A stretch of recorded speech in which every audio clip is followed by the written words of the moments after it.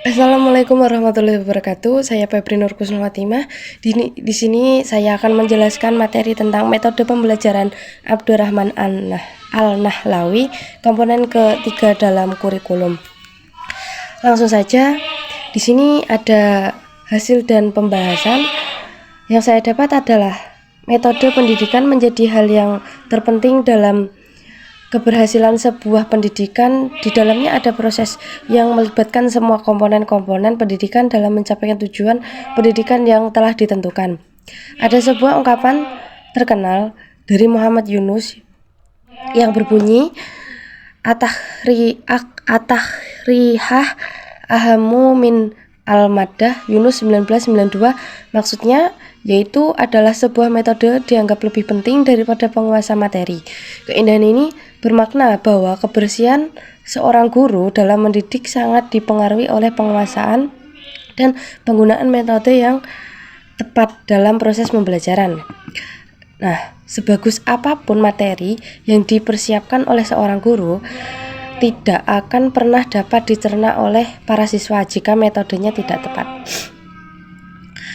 Dilanjut, pendidikan dan peran guru menurut Abdurrahman Al-Nahlawi.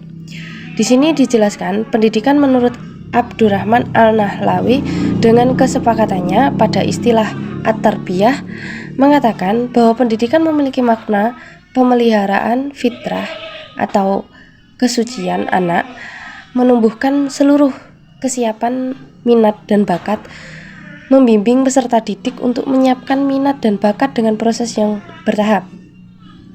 Istilah tarbiyat menurut An-Nahlawi dan pendukungnya meliputi 3 kata. Pertama, kata robba ya robbu, yang artinya kata robba ya robbu bunyi memiliki arti membenahi, memahami, menguasai, memimpin, merawat, dan merancang.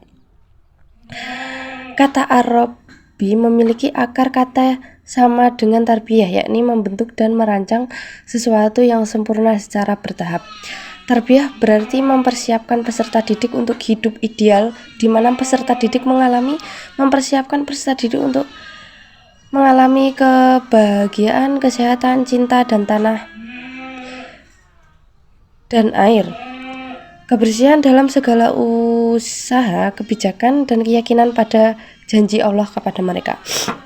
Dilanjut, peran guru dalam pendidikan kontemporer. Guru sebagai pemeran utama dalam pembentukan karakter peserta didik serta mengoptimalkan kompetensi yang dimiliki masing-masing peserta didik. Tentunya memang peran kunci untuk atau pendidikan dalam memenuhi tuntutan pendidik memerlukan beberapa jenis kompetensi yang berfungsi untuk mengakomodir dan mengarahkan serta membina peserta didik menuju potensi maksimalnya. Sebagaimana dalam perkembangan pendidik pada zaman sekarang yang menerapkan kurikulum merdeka, kurikulum merdeka merupakan rancangan pendidikan yang digunakan pendidik untuk menyampaikan konten atau isi materi kepada peserta didik dengan sebagian macam metode. Dalam kurikulum merdeka, pendidik memiliki setidaknya 4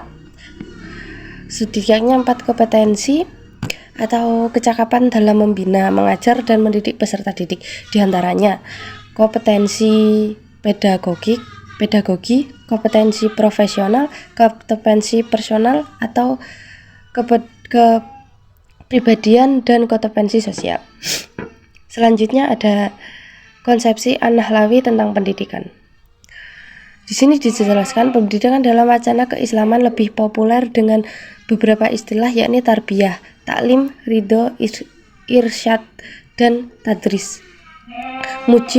Mudzakir 2014-10. Meskipun secara khusus kata irsyad bimbingan dan tadris yaitu belajar dapat digunakan sebagai istilah dalam pendidikan, namun dalam literatur pendidikan Islam tidak ditemukan penggunaan istilah tersebut. Dalam hal pendidikan banyak sekali konsep pemikiran tokoh yang mengemukakan ide gagasan mereka terkait pendidikan. Sebut saja Muhammad Nahub atas dengan konsep tadib adalah Abdul Fattah Jalal dengan konsep taklim.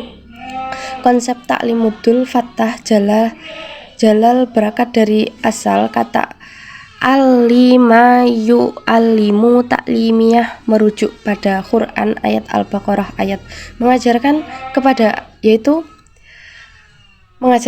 Adam nama-nama atau benda-benda seluruhnya, kemudian mengemukakannya kepada para maklumat lalu berfirman, sebutkanlah kepadaku nama benda-benda itu jika kamu memang benar orang-orang yang benar. Jadi kesimpulannya, pendidikan adalah sebuah tindakan yang diberikan oleh orang atau kelompok untuk mencapai keberhasilan dan mencapai tujuan dan harapan untuk memahami dan mencapai kualitas eksistensi yang lebih tinggi dari sudut pandang karena fakta bahwa teori dan praktik yang digunakan dalam pendidikan Islam itu telah dimodifikasi sehubungan dengan perkembangan zaman dan sistem pendidikan, sehingga dengan karya Abdurrahman An-Nahlawi saat ini cukup efektif untuk diterapkan. Cukup presentasi dari saya, kurang lebihnya mohon maaf. Assalamualaikum warahmatullahi wabarakatuh.